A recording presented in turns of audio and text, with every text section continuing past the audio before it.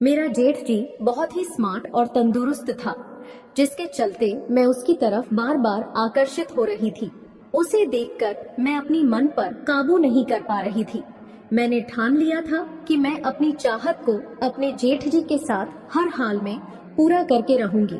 अब मैं अपने पति के घर से जाने के लिए इनकार कर रही थी। मेरे पति कुछ दिनों के लिए ऑफिस के काम से शहर जाने वाले थे। तभी अगले ही दिन मेरे पति शहर के लिए निकल गए थे। मेरे लिए यह मौका बहुत ही अच्छा था और मैं इस मौके को खोना नहीं चाहती थी। इसीलिए जब रात हुई तो मैं अपने जेठ जी के कमरे में चली गई।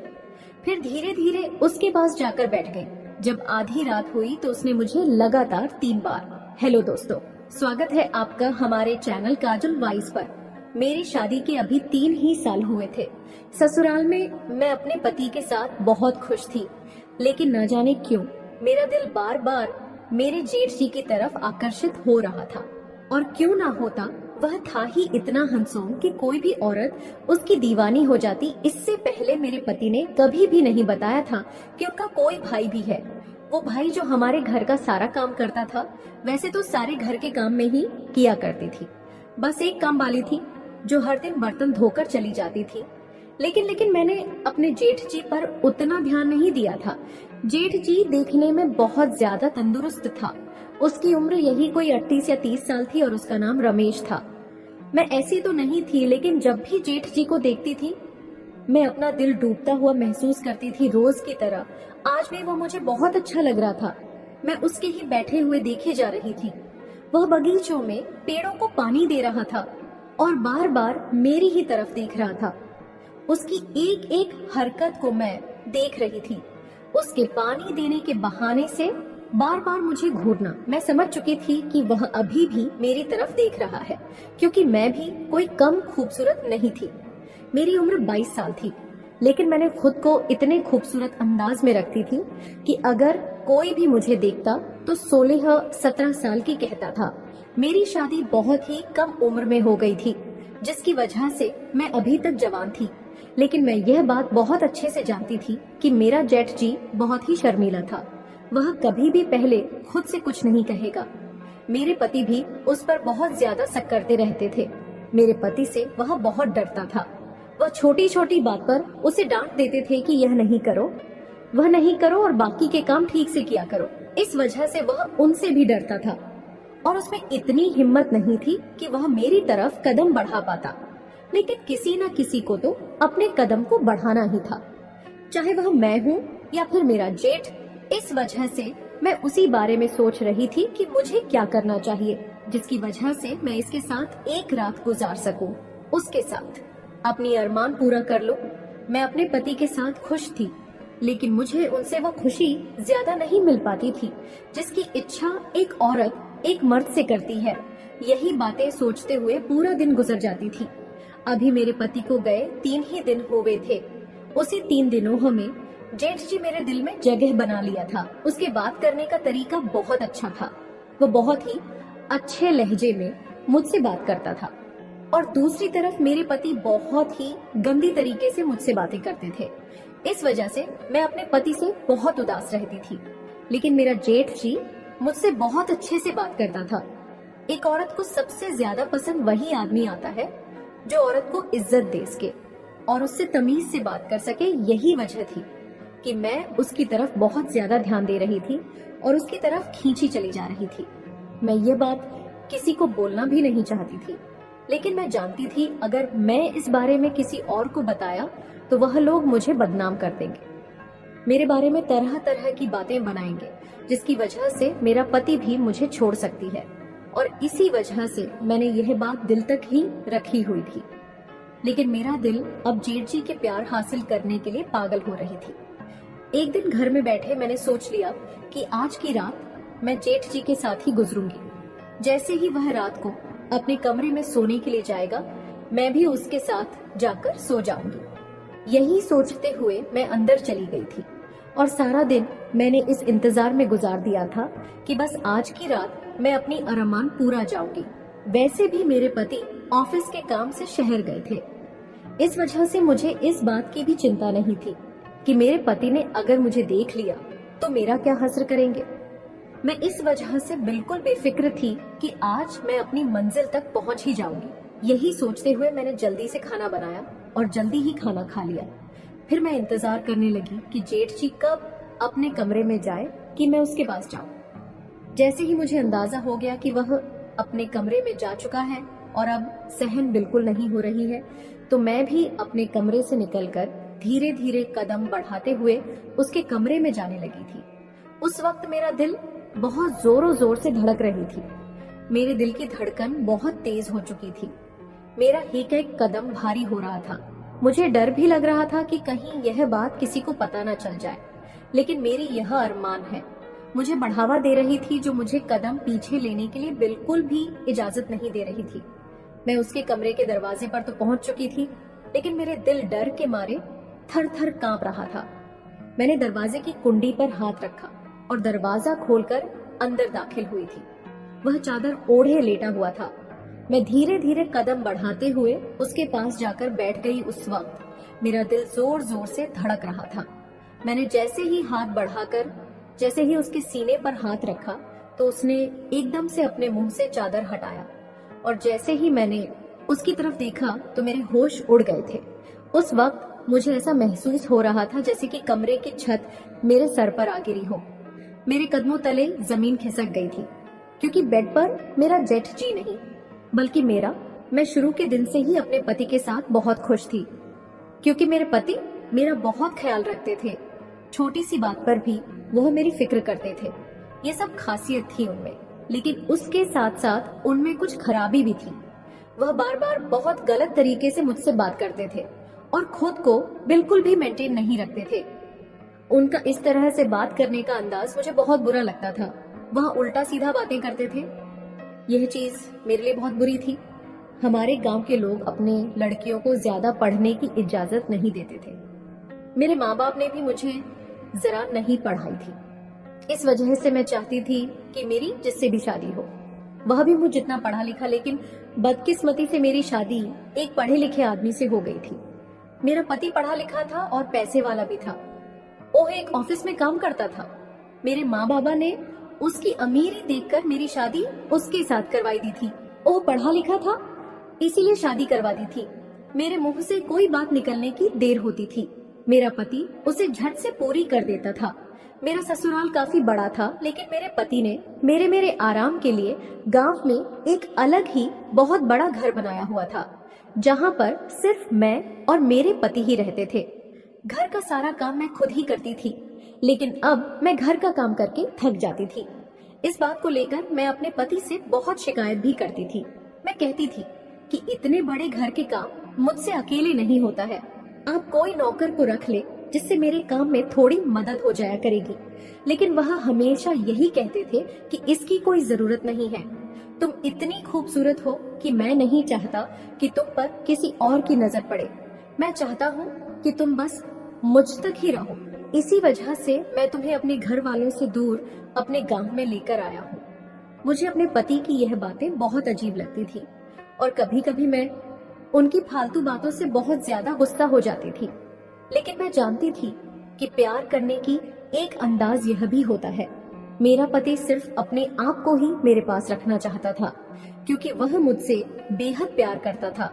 लेकिन मुझे अपने पति से उतनी ज्यादा कोई प्यार नहीं थी। उनका बात करने का तरीका और उनके मेरे साथ रहने का ढंग, वरना तो वह बहुत अच्छे आदमी थे। मैंने 2-3 बार उन्हें कहा भी था कि आप अपनी बात करने का तरीका बदलो और खुद पर ध्यान रखा करें, लेकिन वह मेरी बात सुनती नहीं थी। ध्यान देने की बजाय पैसे कमाने पर ज्यादा ध्यान देते थे। खैर, वक्त गुजरता गया और मैं अकेली इतने बड़े घर का काम करके थकने लगी थी, क्योंकि अब मुझसे उतना ज्यादा काम नहीं हो पा रहा था। मेरी तबीयत अब ठीक नहीं रहती थी।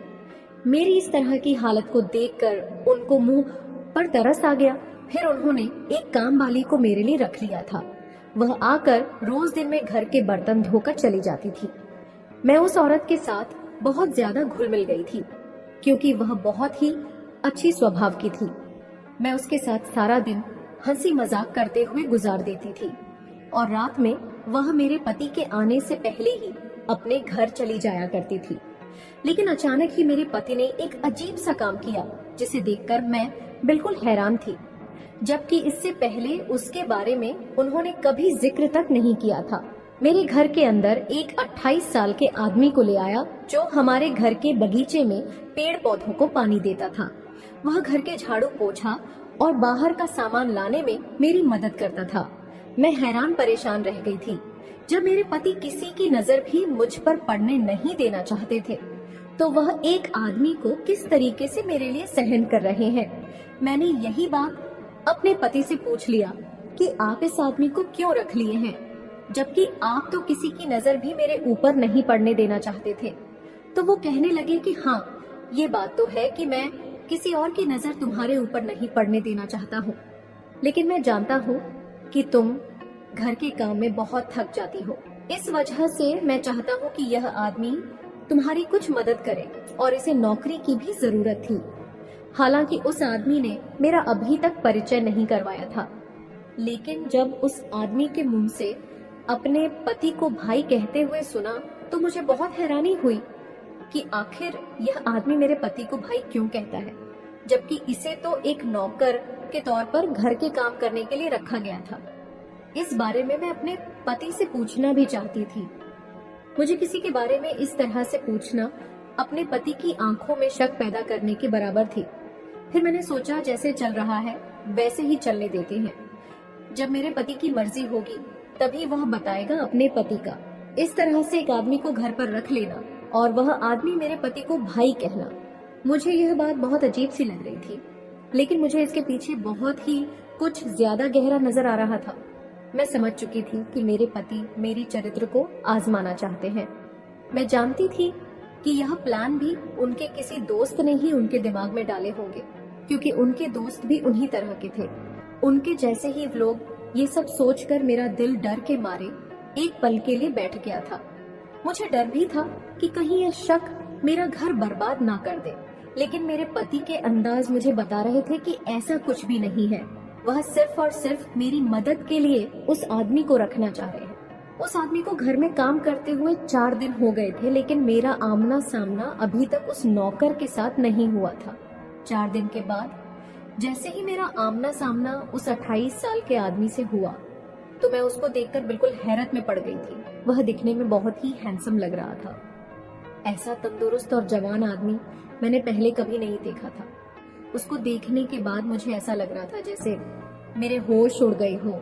मुझे यकीन नहीं हो रहा था कि कोई 28 साल की आदमी इतना जवान भी हो सकता है।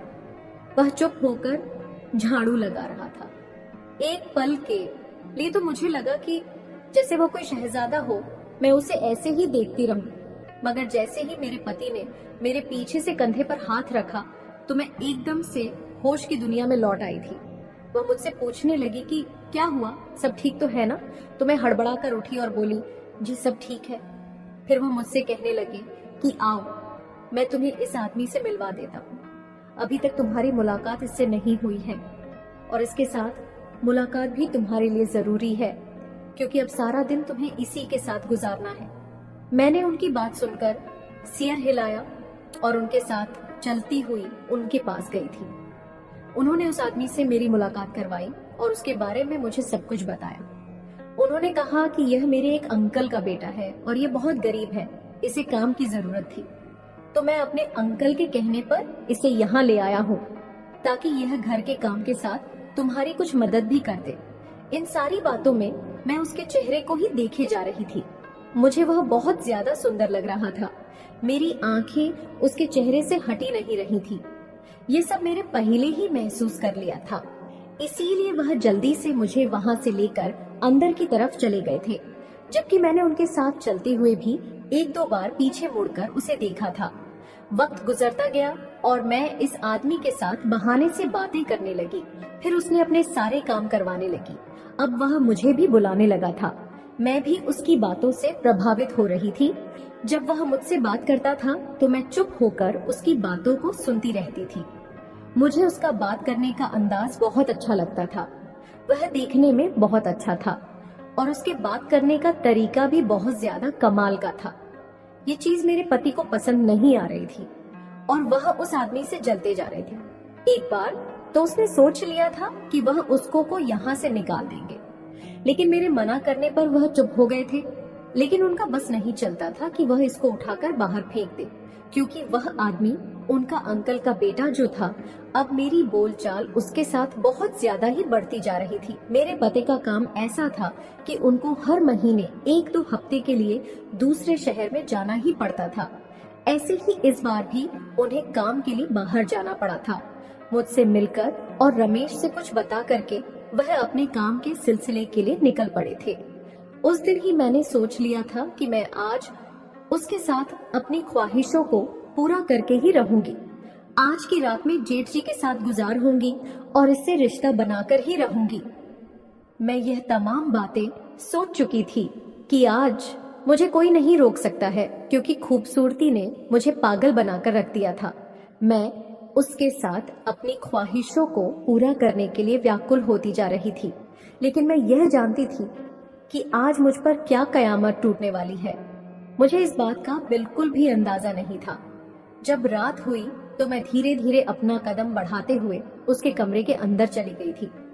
फिर चुपचाप उसके बिस्तर पर जाकर बैठ गई, अपने हाथ उसके शरीर पर फेरने लगी।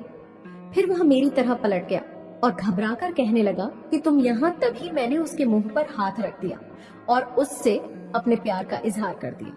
उसके बाद मैंने उसके साथ वैसी हरकतें करने लगी जिससे वह भी अपने आप पर काबू न कर सका। फिर उसने मुझे पूरी तरह से, आज मेरी ख्वाहिश उसके साथ पूरी हो चुकी थी। मुझे असली खुशी का मतलब आज मालूम हो रहा था। ऐसा लग रहा था जैसे आज मुझे पहली बार इस तरह की खुशी मिली थी। कुछ देर उसके साथ वक्त गुजारने के बाद मैं अपने कमरे में चली गई थी। मुझे आज बहुत अच्छा महसूस हो रहा था और इसी थकान की वजह से मुझे कब नींद आ गई पता ही नहीं चला। जब सुबह आंख खुली तो मैं बहुत अच्छा महसूस कर रही थी, लेकिन जेठ जी के चेहरे पर वह खुशी बिल्कुल नहीं थी। उसके देखने से ऐसा लग रहा था जैसे उसे इस बात का बहुत पछतावा है। जब रात हुई तो मेरे दिल में फिर से एक बार उसके साथ अपने सपनों को पूरा करने के मन जागने लगे। मैंने सोचा कि आज भी मेरा पति घर पर नहीं है तो क्यों ना आज फिर से उसके साथ मजा लिया जाए। लेकिन मुझे नहीं पता था कि आज मेरे ऊपर क्या कयामत टूटने वाली थी। मैं अपने दबे कदमों से चलकर उसके कमरे में पहुंच गई थी। फिर धीरे से उसके पास लेटकर अपना हाथ उसके ऊपर फेरने लगी। तभी वह फौरन मेरी तरफ घूम गया और जैसे ही उसने मुंह से चादर हटाया तो उसे देखकर तो मेरे होश उड़ गए थे। मेरे अंदर ऐसा महसूस हुआ कि जैसे मेरी जान निकल गई हो, क्योंकि उस चादर में 28 साल का जेठ जी नहीं बल्कि मेरे खुद के पति सोए हुए थे। उन्हें वहां इस तरह से देखने के बाद मेरी पैर तले जमीन निकलने लगी थी। मैं एकदम से डर के मारे पीछे हट गई थी। मेरे पति ने मेरे हाथ पकड़कर मुझे अपने करीब कर लिया। फिर मेरे मुंह पर एक जोरदार थप्पड़ मारते हुए बोले, तुम क्या समझती थी तुम यह सब मेरे पीठ पीछे करोगी और मुझे मालूम नहीं चलेगा? क्योंकि कल रात जो कुछ तुमने रमेश के साथ किया था वह सब कुछ मुझे बता दिया है और यह भी कहा था कि इसमें उसकी कोई गलती नहीं थी। मैं कब से तुम्हारी हरकत देख रहा था। मुझे सब पता था कि तुम्हारे मन में क्या चल रहा है। तुम मुझे धोखा देना चाहती हो। अपने पति के मुंह से ऐसी बातें सुनकर मैं बुरी तरह से घबरा रही थी। ऐसा लग रहा था जैसे कि मैं डर के मारे मर जाऊंगी। ऐसा तो मेरे दिमाग में बहुत पहले ही आया था, मगर मैंने इसे अपना वहन समझकर नजरअंदाज कर दिया था। लेकिन अब वही सब मेरे सामने हकीकत बनकर आ खड़ा हुआ था। मेरे पति का गुस्से से बहुत बुरा हाल था। उनके चेहरे पर दुख और गुस्सा मुझे साफ नजर आ रहा था और वह मुझे खा जाने वाली नजरों से देखे जा रहे थे। मेरा सर फटने के करीब हो गया था। मुझसे सांस भी नहीं लिया जा रहा था। मैं खींच खींच कर सांस ले रही थी। मेरे पति कहने लगे कि यह सब मेरा ही बनाया हुआ खेल था जिसमें मैं तुम्हें फंसाना चाहता था। मेरे दोस्त सही कहते थे कि तुम जैसी औरत ऐसी ही होती है जो किसी भी अच्छे लड़के को देखती ही उस पर लात टपकने लगाती है। मैं उनकी तरफ देखते हुए नहीं, मैं सर हिलाने लगी थी। मुझे समझ नहीं आ रहा था कि उस वक्त वहां पर मैं कैसे वो पहुंच गए थे। मैं उनसे अपने हाथ छुड़वाकर अपने कमरे की तरफ भागी थी। वो भी फौरन मेरे पीछे पीछे आने लगे। मैं डर के मारे थर थर कांप रही थी, क्योंकि मैं जानती थी कि अब मेरे साथ क्या क्या होने वाला है। मेरा पति मुझे किसी भी हाल में अब जिंदा नहीं छोड़ेगा और मेरे साथ होना भी यही चाहिए था, क्योंकि इतना प्यार करने वाले पति के होते हुए मैं किसी और आदमी के पीछे भाग रही थी। मैं जानती थी कि मैं गलत कर रही थी, लेकिन मैं उस आदमी की सुंदरता से मजबूर हो गई थी। शैतान ने मुझे अपने झांसे में ले लिया था। मुझे इस तरीके से बदतमीज बोलने वाला और गंदा रहने वाला इंसान पसंद नहीं आ रहा था। मेरे पति जैसे ही कमरे में आए तो मैं उन्हें कहीं भी नजर नहीं आ रही थी, क्योंकि मैं कमरे के अंदर बेड के नीचे छिपी हुई थी। मौत का खौफ मुझे डरा रहा था। आज मुझे मालूम हुआ था कि जिंदगी कितनी प्यारी होती है। मौत को सामने देखकर मेरे तो होश उड़ चुके थे। वह कमरे के अंदर आए और मुझे चारों तरफ ढूंढने लगे और जोर जोर से मेरा नाम पुकार कर मुझे बाहर आने के लिए बोलने लगे थे। वह मुझे यही कह रहे थे कि अगर तुम 10 मिनट के अंदर बाहर नहीं आई तो मैं तुम्हें छोड़ दूंगा, और यह बात मेरे लिए बर्दाश्त करने के लायक नहीं थी। यह बात तो मेरे लिए मौत से भी बदतर थी। मैं यह सुनकर चौंक गई, इसीलिए मैं फौरन ही बाहर आ गई थी। मैं उनके पांव पड़ते हुए बोली कि मुझे माफ कर दो। आज के बाद मैं ऐसी कोई गलती कभी नहीं करूंगी। मैं अपनी अरमानों के आगे पागल हो चुकी थी। इसी वजह से मैं एकदम यह कदम उठाने पर मजबूर हो गई। उन्होंने एक और थप्पड़ मेरे मुंह पर मारते हुए कहा, तुम कितनी बदतमीज हो, तुम्हारे अंदर शर्म नाम की चीज ही नहीं है। मैं आज तुम्हें जिंदा नहीं छोड़ूंगा। वो एक डंडा लेकर मुझे जानवरों की तरह पीटने लगे थे। मैं उनसे अपने किए की माफी मांगने लगी थी, लेकिन वो कि किसी भी हाल में नहीं रुकने वाले थे। उस वक्त उनका हाथ किसी मशीन की तरह चल रहा था। ये मेरे वही पति थे जो मुझ पर जान छिड़कते, मुझ पर किसी भी तरह की मुसीबत आने से पहले खुद की तरफ मोड़ लेते थे। मेरी जरा सी तकलीफ पर वह तड़प उठते थे, लेकिन आज वह मुझे बेदर्द होकर डंडे से पीट रहे थे। हकीकत यही है कि जब आदमी को गुस्सा आता है तो वह अपना आप खो बैठता है। आज यही मेरे साथ हो रहा था। मेरे पति किसी भी हाल में नहीं रुक रहे थे। मैं उनके सामने, मैं उनको अपने पास से हटा रही थी, उनसे मिन्नतें कर रही थी, माफी मांग रही थी, लेकिन वह किसी भी सूरत में माफ करने को तैयार नहीं थे। आखिरकार जब वह थक गए तो उन्होंने डंडे फेंककर बेड पर जाकर बैठ गए थे। फिर मेरी तरफ देखकर कहने लगे, मैं बहुत पछता रहा हूँ कि मैंने तुम्हें इतना प्यार दिया, तुम्हें इतनी इज्जत और मान दिया, लेकिन तुमने सब कुछ बर्बाद कर दिया। तुमने मेरी इज्जत रास नहीं आई, तुम इन सब के काबिल नहीं थी।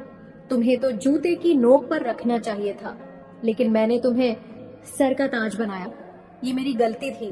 तो मैं उनकी तरफ देखते हुए कहने लगी, ये सब आपकी वजह से हुआ है।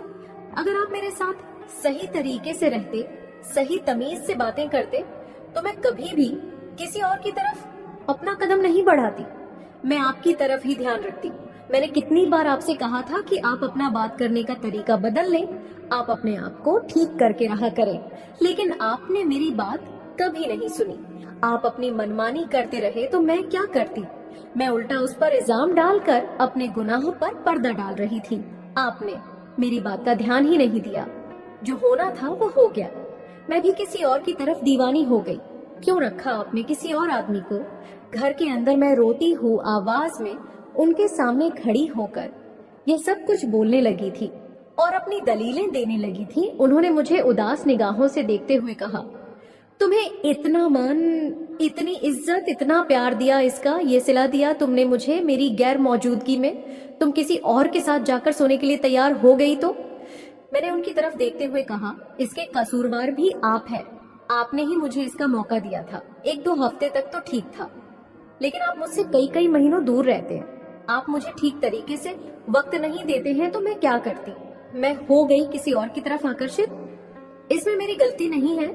ना आप उस आदमी को रखते, ना यह सब तमाशा होता। इतना सब हो जाने के बाद भी मैं अपनी गलती मानने को तैयार नहीं थी। तो फिर वही बात बोलने लगे कि मैं तुम्हें चेक कर रहा था और मुझे शक था कि तुम इसी तरीके की औरत हो। आज देखो मेरा शक मेरे यकीन में बदल गया है और मुझे बहुत अफसोस है कि तुम जैसी औरत मेरी पत्नी है। उस वक्त उनके लहजे में दुख साफ झलक रहा था। मुझे इस बात पर अफसोस था कि विकी मेरे पति मुझसे इतना प्यार करते हैं, इसके बावजूद मैं उनको धोखा देना चाहती थी और धोखा दे भी रही थी, लेकिन मैं अपनी ख्वाहिशों के आगे मजबूर हो गई थी। शैतान मुझ पर सवार हो चुका था। अब मैं अपनी सफाई में क्या बोलती? बोलने के लिए कुछ बचा ही नहीं था। मेरे पति गुस्से से लाल चेहरा लिए एकदम से कदम अपनी जगह खड़े हो गए और मेरा हाथ पकड़कर अपने पास किया और मेरे मुंह पर कहने लगे, मैं तुम्हारे साथ और नहीं रह सकता, क्योंकि जब जब मैं तुम्हारा चेहरा देखूंगा तब मुझे तुम्हारी इस घटिया करतूत की याद आएगी। मैं इस तकलीफ को एक बार तो झेल चुका हूँ, लेकिन मुझ में अब इतनी हिम्मत नहीं है कि मैं इस तकलीफ को बार बार झेल सकूं। एक आदमी सब कुछ बर्दाश्त कर सकता है, लेकिन एक औरत की बेवफाई कभी नहीं। इसीलिए मैं आज से तुम्हें आजाद करता हूँ और मैं तुम्हें छोड़ देता हूँ। उन्होंने मुझे तलाक दे दी और एक क्षण में मुझे छोड़ दिया था। उस वक्त मैं बिल्कुल पत्थर की मूरत बन गई थी और आंसू से भरी निगाहों से उनकी तरफ देख रही थी। वह यह बोलकर वहां से 1 मिनट के लिए भी नहीं रुके और वहां से चले गए थे। ये मेरे साथ क्या हो गया था? अभी 4 दिन पहले तक मेरी जिंदगी में खुशियों से भरी हुई थी, पर आज मैं बिल्कुल बेबस, लाचार और मजबूर होकर जमीन पर गिरी हुई थी। जितनी इज्जत के साथ मैं रोजाना खड़ी होती थी, आज मेरे पति ने मुझे जमीन पर उतनी ही जोर जोर से गिरा दिया था और मेरे साथ बिल्कुल ठीक हुआ था, क्योंकि मैं अपने पति की गैर मौजूदगी में यह सब करती आ रही थी। लेकिन मुझे एहसास हो रहा था कि यह मेरे साथ क्या हुआ। मैं वहीं बैठे घंटी रोती रही और अपना दर्द हल्का करती रही थी, लेकिन ये मेरे बस में नहीं था। मेरे चरित्र में जो दाग लग चुका था वह कभी भी नहीं मिटने वाला था। मैं उठी और अपना सामान बांधकर अपनी माँ के घर आ गई थी, लेकिन वहां आने के बाद भी जो मेरे साथ शुरू किया गया था वह बर्दाश्त करने के लायक नहीं था, क्योंकि मेरे पति ने सारी बातें मेरे घर वालों को भी बता दी थी, जिससे मेरी माँ के साथ साथ मेरे पिता और भाई भी मेरे साथ बहुत बुरा सलूक करने लगे थे। मुझे घर की नौकरानी बनाकर मुझे ही रख दिया गया था, जहाँ मैं अपने पति के घर में एक रानी की तरह रह रही थी। लेकिन आज मेरी एक गलती ने मुझे बर्बाद करके रख दिया था। अब तो जो लोग भी मेरी तरफ देखते थे वो हमेशा गंदी ही निगाहों से देखते थे। ऐसा लगता था जैसे वो लोग मेरे साथ भी अपनी ख्वाहिश को, अब मैं अपने किए पर इतना शर्मिंदा हो चुकी थी कि मुझे अपना नाम तक याद नहीं रहता है। ऐसा महसूस होता था जैसे अब मुझे जीने का कोई हक नहीं है।